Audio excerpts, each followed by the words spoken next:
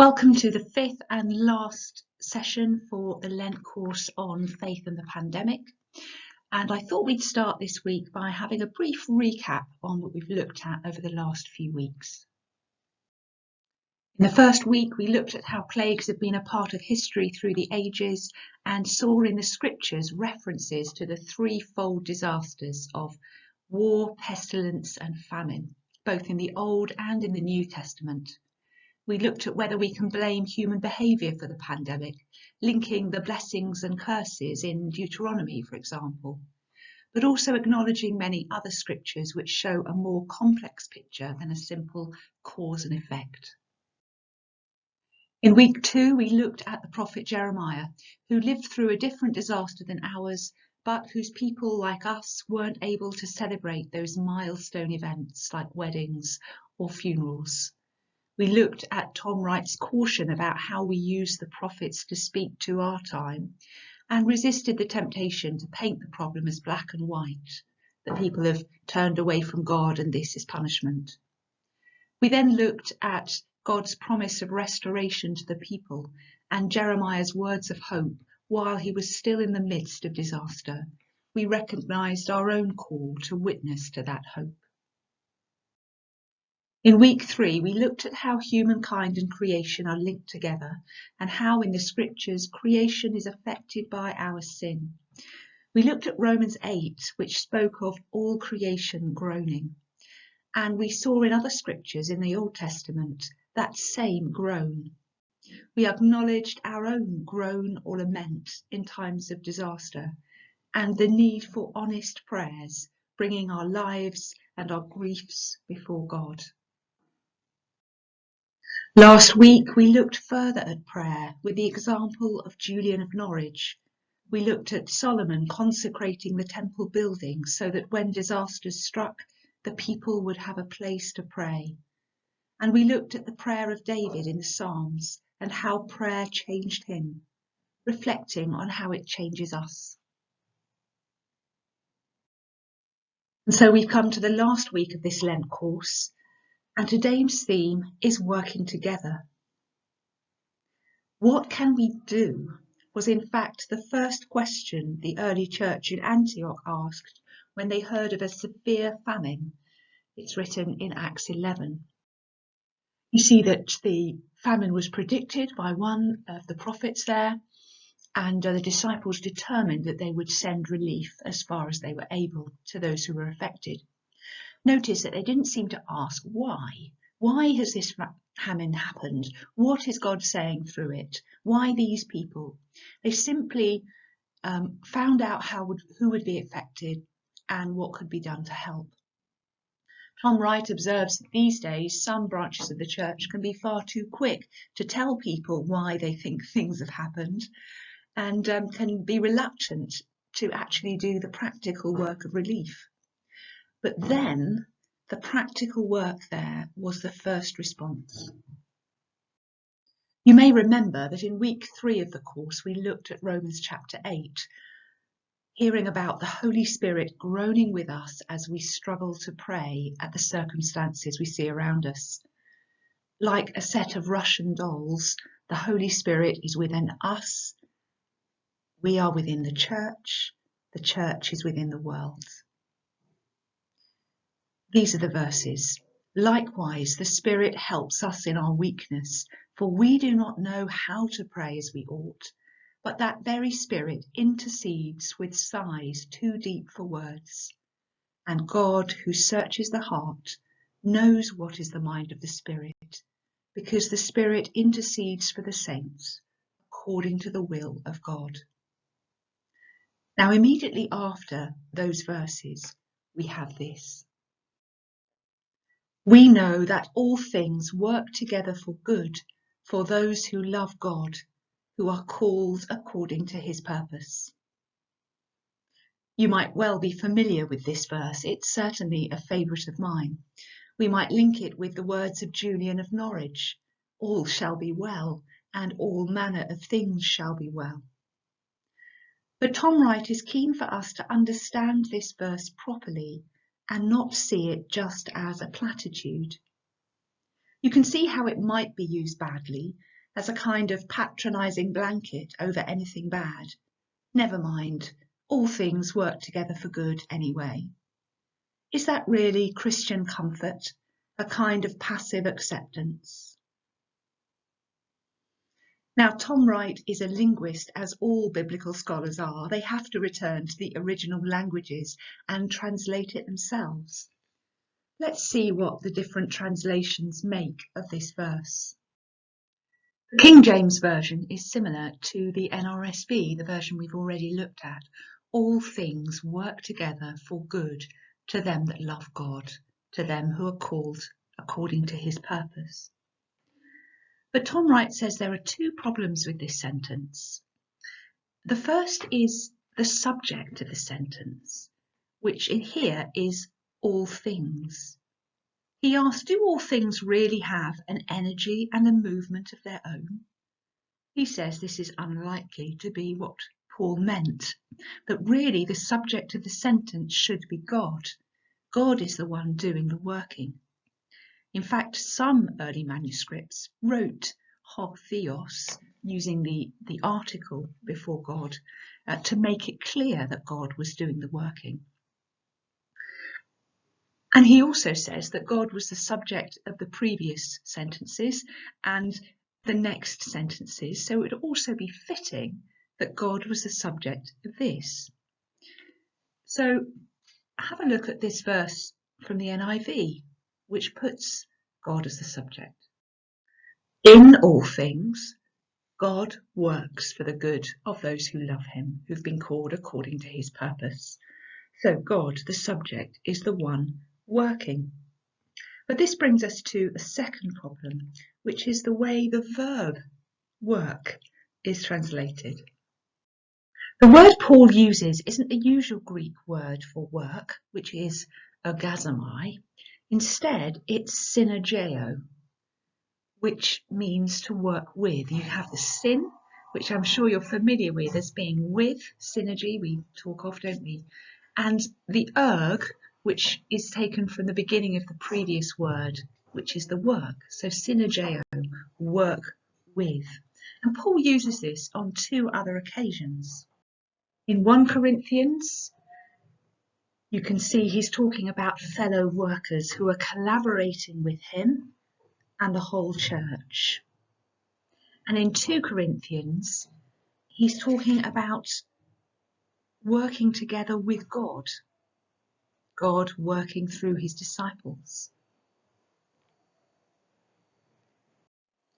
And Paul uses a related word, the noun synagogues, several times in his letters to describe people who work with him. Once he says the apostles are God's colleagues working with him. We are God's servants working together here in 1 Corinthians.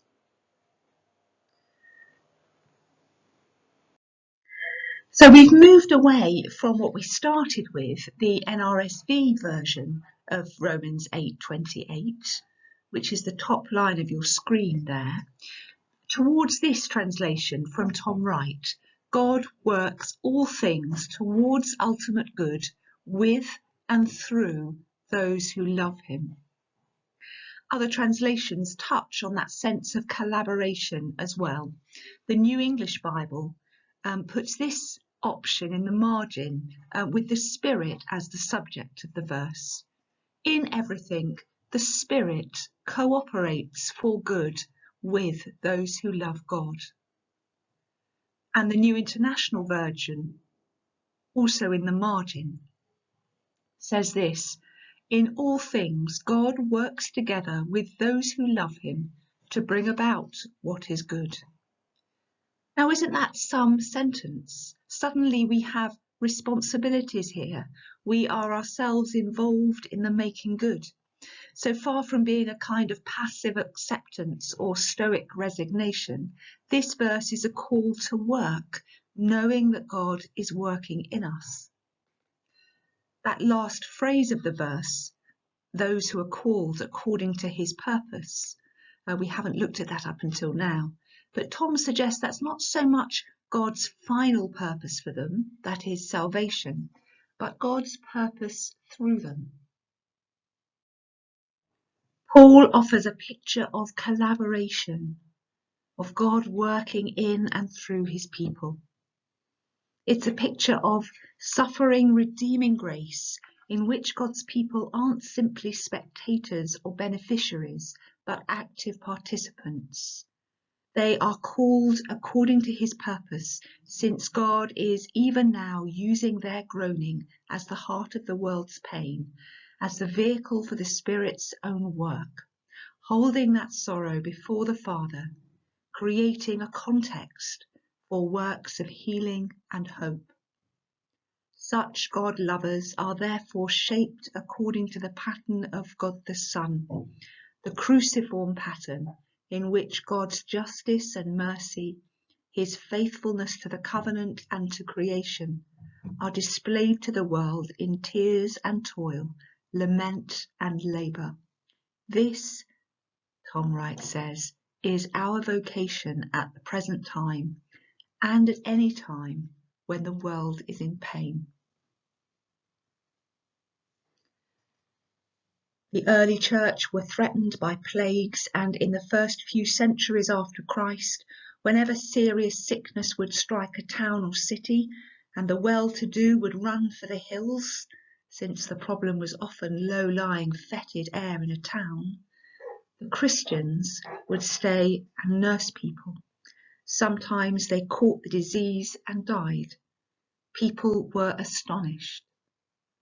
But those actions of Christians, not only showing compassion and mercy to neighbours, played a huge part in the growth of Christianity and the inability of certain emperors to stamp it out. We mentioned the other week that Luther faced several plagues in Wittenberg and elsewhere in the 1520s and 30s, and he had very practical advice. I will pray to God that he may be gracious and preserve us. Then I will fumigate to purify the air, give and take medicine, avoid persons and places where I'm not needed, in order that I may not abuse myself, and that through me others may not be infected. But then he ends, but if my neighbour needs me, I shall avoid neither person nor place, but feel free to visit and help him.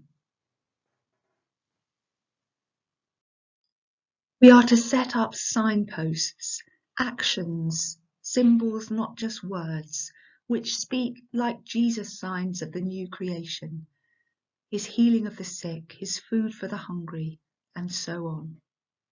And by doing this, we are able to show a different way. John's Gospel shows the signs that point to faith: healing for sickness, sight to the blind, life to the dead, bread to the hungry. We are commissioned to do the same. And I love this image of a signpost because it's merely pointing the way. It's not our responsibility to fix everything, but we do what we can where we are to point the way and be a sign and symbol of the hope of God. I'm going to finish with this poem by Malcolm Guite, Easter Day 2020, and it describes people who are being those signs of God's love, compassion and hope in this pandemic time. And where is Jesus this strange Easter day? Not lost in our locked churches any more than he was sealed in that dark sepulchre. The locks are loosed, the stone is rolled away, and he is up and risen, long before, alive, at large, and making his strong way into the world he gave his life to save. No need to seek him in his empty grave.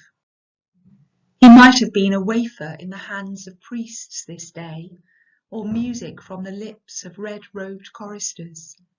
Instead, he slips away from church, shakes off our linen bands to don his apron with a nurse. He grips and lifts a stretcher, soothes with gentle hands the frail flesh of the dying, gives them hope, breathes with the breathless, lends them strength to cope. On Thursday we applauded, for he came and served us in 1,000 names and faces, mopping our sick-room floors and catching traces of that corona which was death to him. Good Friday happened in 1,000 places, where Jesus held the helpless, died with them, that they might share his Easter in their need. Now they are risen with him, risen indeed.